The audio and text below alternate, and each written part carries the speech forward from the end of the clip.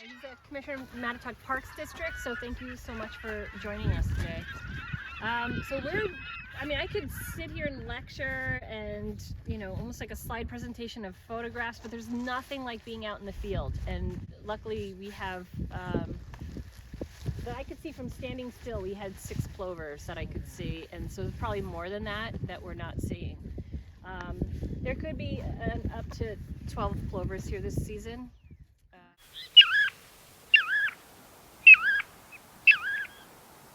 On the jetty right now. Which is also, they're just feeding at that low tide line.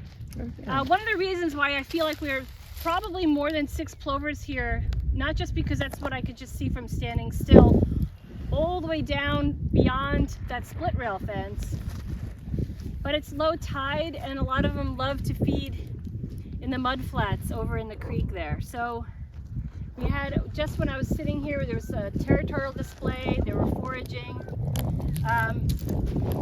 But if you have a plover that you're trying to monitor, the best tactic is called sit and wait. You just place yourself, I actually sit down on the beach.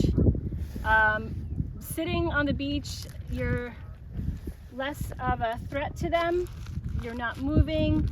Also, believe it or not, getting down at a lower perspective, you can actually find the birds a lot easier because we're looking into what they camouflage into, the rocks and the sand, right? So if you're down low, you can see the birds on the beach completely. Just disappeared into the cobble.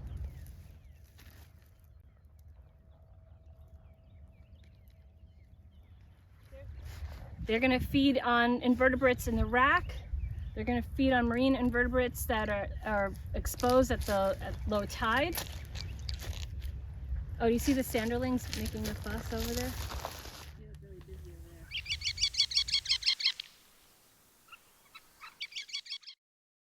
Actually, just start walking down that way. There was 2 right behind you here before piping plovers. It's best to walk the shoreline. You want to walk the shoreline so that way you're not intruding. You don't want to disturb them. Even though they're probably not nesting yet, they're still setting up their territory. So for us to just right now walk along that fence line, probably not a good idea. We're going to get that perspective. They're going to be eye level, and we'll be able to see them a lot easier. So we'll head down to the shore.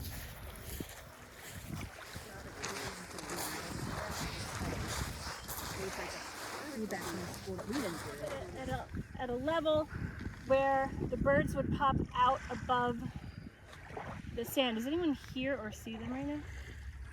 Of course, they all went to the mud flats while we're doing our talk. They're like, oh, there are those guys again. Yeah. We're out of here. Yeah, I don't see any now.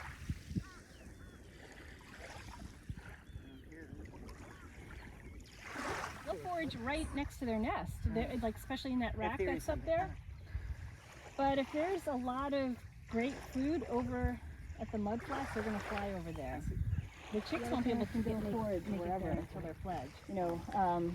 And they bring food back to the babies? No, the chicks are foraging on their own within hours of hatching. Oh.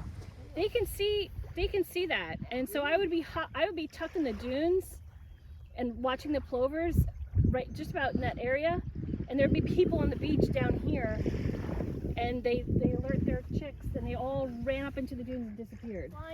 We might have to bump this fence out, so that way people don't put their blankets right in front of a nest.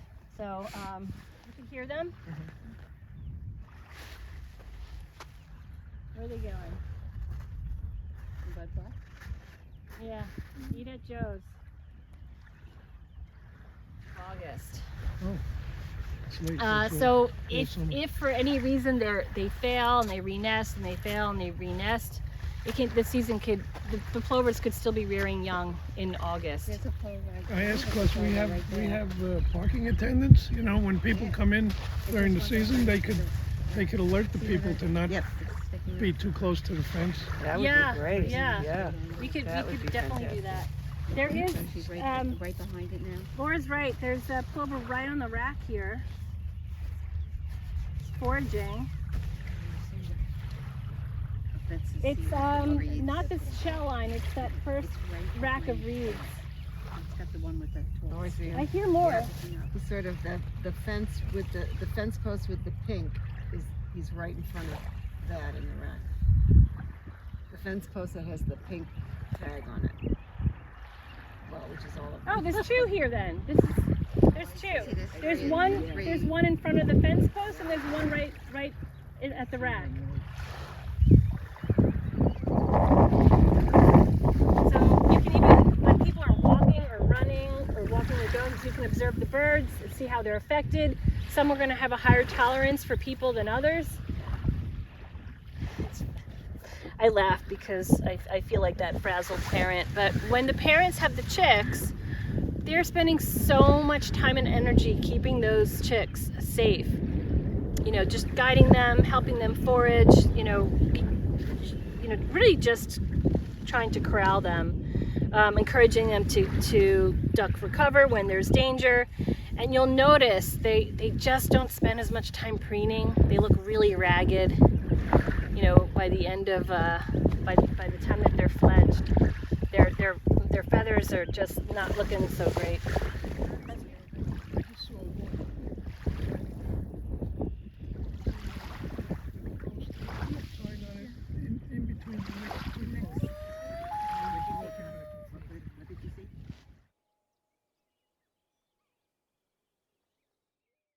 Once they have their mate, they start courtship, which is creating scrapes in the gravel or the sand. I have pictures of different nests up at the pavilion, and they can make up to a dozen scrapes. So just because you see a scrape doesn't mean that that's where their nest is going to be. It's just kind of like, they go out and pick out, which site suits them the best. Some of the plovers often will line the nest with shell fragments, some more than others. You might find just maybe a couple of shell fragments. Some are like heavily lined with shell fragments. And then at that point, when everything stars are aligned, everything is good, they will begin laying eggs. The female lays an egg once every other day. And when there's a clutch of 4, she begins incubating them. That would be about a month that they sit on the eggs. If there's any chilling, if it's cold weather, that's going to delay the eggs hatch date. But there's a whole chart in the manual that helps you estimate. If you can see when they laid their 4-egg clutch, like you see 1, you see 2, you see 3, on that day that you see 4 eggs in that nest, there's a chart and it'll tell you the estimated hatch date, and then you know to look for those chicks.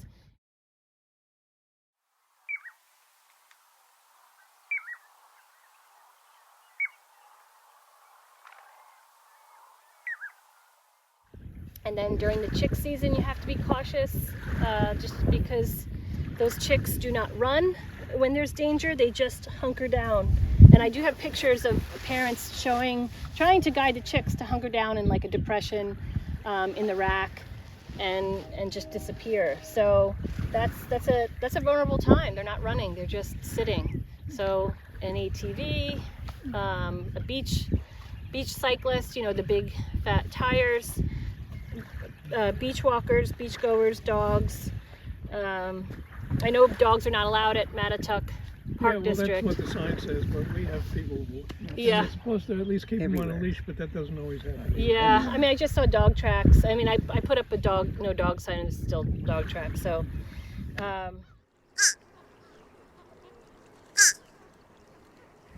they have like a nasally call. And then these are American crows.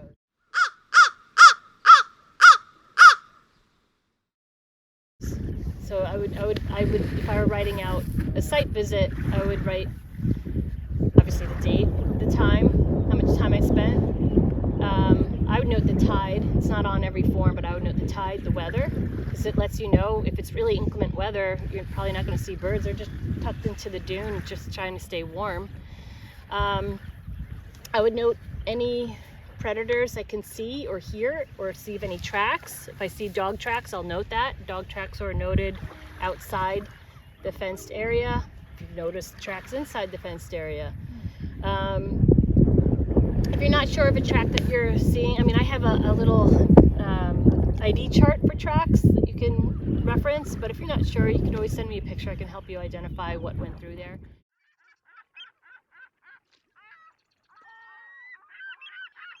Because we should know if there are fox going through, because they'll prey on the piping What about plovers. the deer? Do they bother? The deer could actually step on a nest. But they won't. No, but they could sit on an. They could step on an. I mean, I've you know, at Orient Beach, I frequently visit Bailey Beach last season. I'm not sure where it was coming from because we don't have documented merlins on Long Island. At least it's not documented yet. But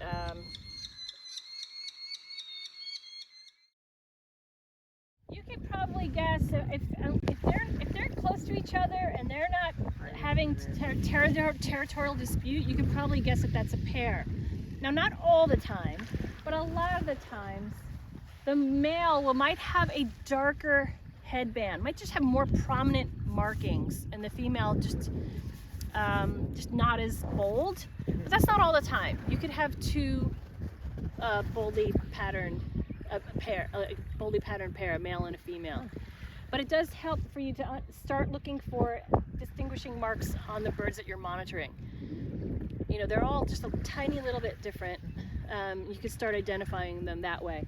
Sometimes they're banded. When they're migrating, they get banded for scientific research, and that would be another way to know who is who. But you could always report it in, and they can tell you where it was banded. You know, it's a color coding system, and on where on it, which leg, and was it up on the upper leg or the lower leg, and you report that in, and they'll tell you where it was banded. So it's interesting information to know where they're wintering. The least terns are here at Mattatuck Park District. They're at a few other sites, and that's another one. I mean, that's a threatened species.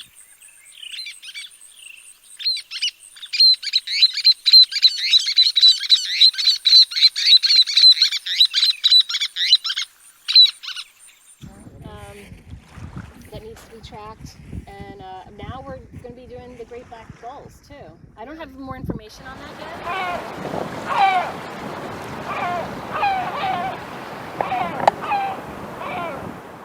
But isn't that because the eagles are killing them? That's what I had read, that the eagles kill them. Who? They're killing the blackbacks? The black. The great black gulls. Well, say it 3 times fast. they'll prey on gulls for sure, but they'll prey on herring gulls.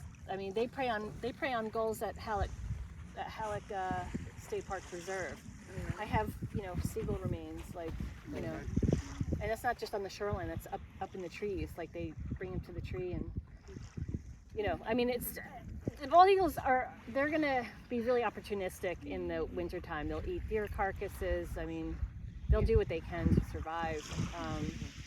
But I think a lot of the ducks are disappearing. Particular fly hatch or something. There's something like sand fleas. Maybe there's a lot of sand fleas in the rack. They'll eat those. They were eating maggots out of a deer carcass. I know it's gross, but those maggots were a source of protein for those chicks, and they were just picking at it all season long. You know, and they were pretty hefty chicks, I have to say. So, yeah, they didn't have to move very far. It was just, I don't know if it was luck or not, but you know, they happened to nest near where deer had died over the winter. Those are surf scoters? Or white wings. White winged scoters? I think they're white wings. I actually can't get my binoculars in.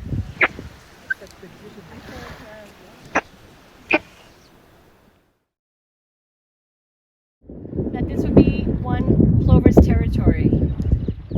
I'm not sure where it starts and where it ends, but this is a general area, and I would take note of this do not enter sign.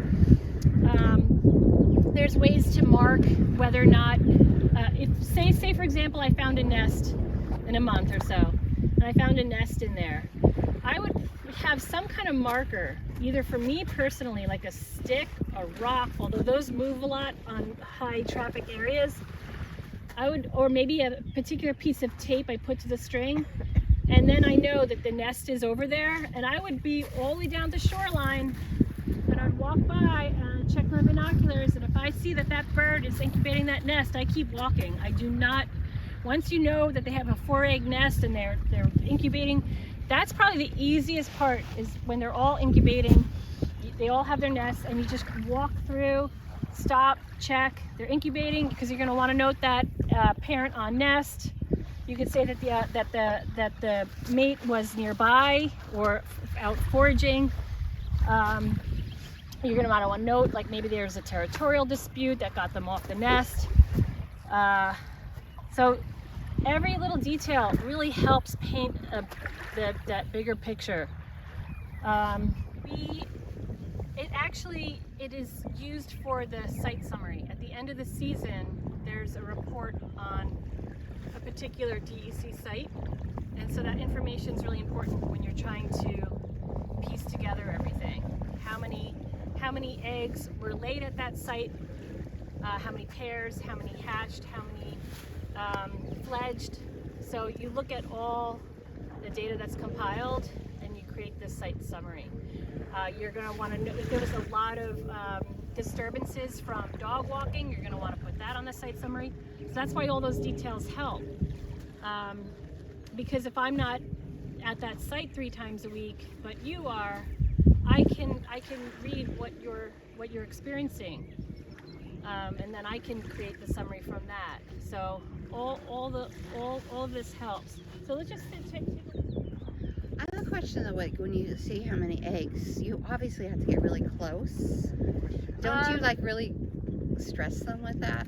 It is stressful. You really want to, that's why it's really great to go with somebody who has experience.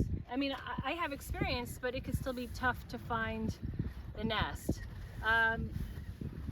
The reason why you might want to check on it is because you want to know, is an egg being laid? You want to know when the 4-egg clutch is complete. You want to know if it was predated upon. So that's why I'm saying, if you see the bird incubating, everything's fine, keep walking. But if I were to try to find a nest, and I know the bird, maybe I see the bird incubating. Maybe I see the bird incubating, and I haven't, it's my first time to that site. I will walk straight up to that nest, and I will look inside it. The parent will obviously get off, and I'll check how many eggs are on it, in that nest, and I walk away. And, So and then the parent goes back on the nest and continues incubating. And I now know, okay, well, this is a 3-egg nest, and I document that. So one thing you can do, they know when you're walking away from them. So one thing you do is actually walk backwards. They see you walking. They don't know that you're staring at them, but you're walking away from them, and you can actually watch them go back on their nest. That you're getting out of their space. Bird go back on the nest, and then I have to mark it somehow. Okay, that there's a buoy in the dune. It's right next to the buoy, and I go back up, and without losing my focus, I go straight to the nest. The bird flushes off the nest, and I'm able to find it. But there's times, I was saying in the last session, I knew the bird was right here, and I'm looking, and I'm not seeing the nest. They had just camouflaged so well with the cobble. The stones happened to be the same size and color of the eggs, and I'm looking at the nest, and I visually can't see it, and I have a trained eye. So it can be tricky. So you have to be very careful where you're walking. You have to watch where you place your feet, because you could have overestimated where that nest was. So it's the west, and there'd probably be another pair in that general area. These guys are about 250 feet apart, so there's definitely room for more plovers. It's just going to get a little bit more competitive. Yeah, this site can fit in a couple more pairs, and then they always have Bailey Beach. which is, I guess, what has been happening as as this population grows. They're extending their area to Bailey Beach. So Bailey Beach will probably have more this year, and this site will probably have more. So let's go down, because thankfully we have Richard. Yeah, it's a pretty big house. It's actually a corner lot, and so you see he has a split rail coming down. Yeah. And if you take that last post and go west about 25 feet, 30 feet, you're going to see a plover sitting. Yep.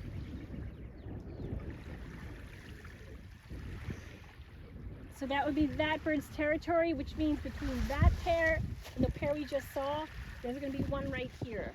In fact, there could be birds in there right now. Let me just take a look.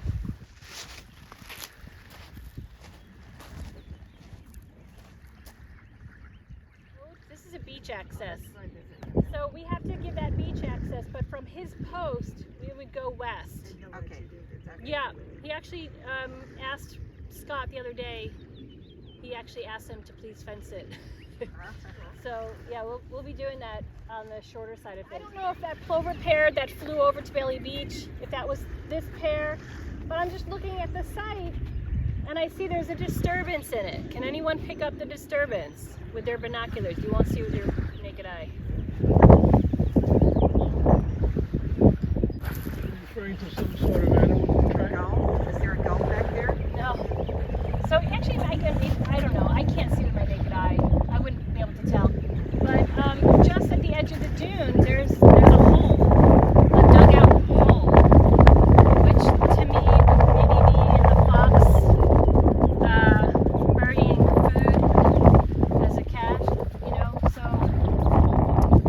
who knows? But most likely, not a big deal. There's a plover pair here. They just went to Bailey. They'll be back soon. But this was an area we had a pair last year, and for any reason, it's available. It's like there's a sign out. This spot is available to you, because these two pairs will only defend so much territory, right? There's going to be a line. So this is an area that's not defended. Just saying, if there's no plovers in this site yet, there will be. Anybody have questions? Maybe it was more, I didn't stick my arm in there, but it was a good foot. And do you remember last winter we had all that bunker? Yeah. It was a stash of bunker into the side, and I think a raccoon found it. Something like dragged everything out. But yeah, so if there's a bird carcass, they might bury it for another time. Let's just keep. Can you count the lease turns? And that might just take 15 minutes. So there are sites that you can just drive up to and look fairly quickly to count birds and leave. So it's really based on what you're able to do. How many times a week, how long, how far can you drive, do you want it in your neighborhood? So it's up to you what you can commit to. So we actually have we've parked at the breakwater parking lot here. We've also parked here, because sometimes it's easier to sneak up on them from this way before they duck into the dunes. You can drive down here? You can drive, yeah. This is Inlet Road, and then there's another access pretty much where that person is. And that's where I've gotten out of my car. I didn't even close the car door, because they can hear that. Yeah. And I just kind of ducked through the dune, because there was a pair that brought their chicks all the way down there, and that's where they ended up fledging their chicks from. They hatched out and they headed right over to that area there. I mean, they're enormous birds. They can have up to an 8-foot wingspan. So I know there's a rule in birding. You know, you can't really judge the size when you're birding. However, you can visibly see wing beats. So picture like a hummingbird, tiny, very fast wing beats, compared to an eagle, large, fast, slower wing beats. Like 10, 4 or 5 years of age. If you're up for that. Oh, awesome. Thank you so much. I have to just get them to the, are you close to the Audubon Center? Okay, so I'll get them there.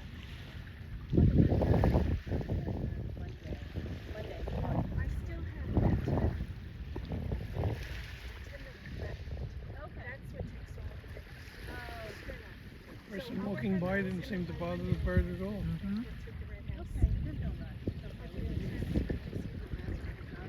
I don't know if it's helpful, but it looks at all. Oh, thank you. Thanks so much. Oh, two of them. Oh yeah. That's a little bit of that's a display. I Now don't know. where'd the other one come from? There's three. Oh, now there's three. Do you think that's a territorial thing? Could be territorial. They'll do what's called marching. They actually like stamp their feet, Oh, that's what the was doing last. and they'll. I call it butt kicking. I don't. There's a technical term for it where he kicks on the side of her feathers. There's like this certain posturing. They get into there's shell tossing, just flicking shells over his shoulder. There's a lot of different courtship behavior. That's actually nicely outlined in that manual. It's a document from decades ago, but it's still handed out every season because it's so comprehensive of courtship behavior. Where is it now? That actually is going to be on our website. We're going to have a resource page, but if you do the course, that's also provided for you. But we'll send out links and we'll make sure you have all the information. It'll be either sent to you with files in an email and or just posted on our website. But they update it every year. So we have last year's a little bit more. There's also it's good to know what's the difference between territorial behavior and courtship. Yeah, Okay. because actually two females, you can almost see the territory boundary because the two females will actually walk side by side. Oh, really? In a line, yeah, and then like, oh, there's one, and there's the others. You can pretty much figure that out if you're able to see that. I think I've only seen it like once or twice. You said two females walk. Two females walk side by side, and look pretty much perpendicular, and it shows their territory along, yeah, The other way? yeah. Let's see if there's like there's a couple, but then there's this one that doesn't have a name, and it hangs out in the sand. So The third wheel. yeah. How do they find it?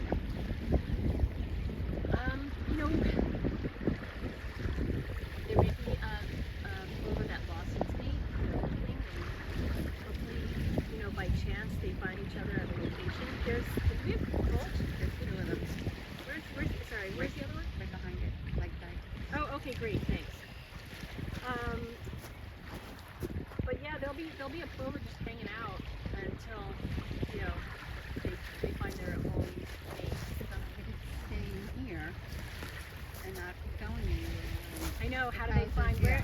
Yeah, there's no love connection website for them. Yeah. Match.com. But yeah, it's almost like by chance they have to find a mate if they're arriving to a site without their mate. They usually mate up. I've seen third wheels nest late in season with a pair. I don't know where it got its mate from, but somehow they find each other.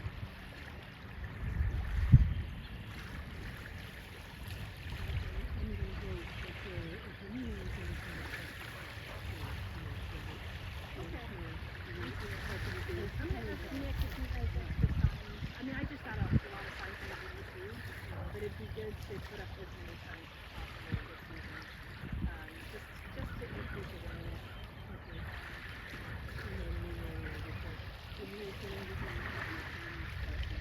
Oh yeah, we could provide you with content.